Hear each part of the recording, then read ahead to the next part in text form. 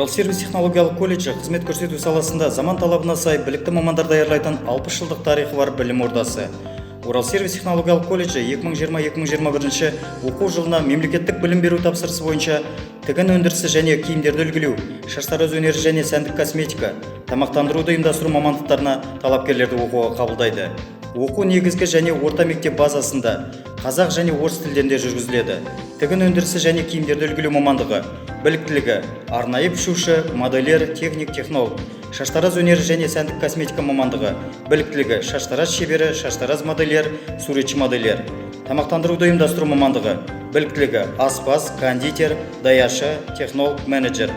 Сонымен қатар кәсіптік техникалық білім базасында пішуші, суретші модельер мамандықтары бойынша ақылы оқу түрінде жүргізіледі. Оқу мерзімі 10 ай, оқу ақысы 90 мың. Талапкерлерді қабылдау 20 маусымнан 20 тамызға дейін жүргізіледі.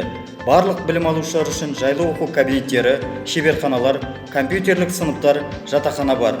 Колледж студенттері бір мезгіл ыстық тамақпен қамтамасыз етілген. Біздің мекенжайымыз Орал қаласы, Циолковский көшесі 2Б. Байланыс телефонымыз.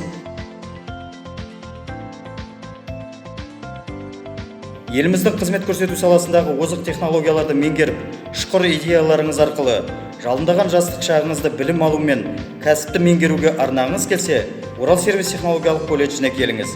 Біз сіздерді күтеміз.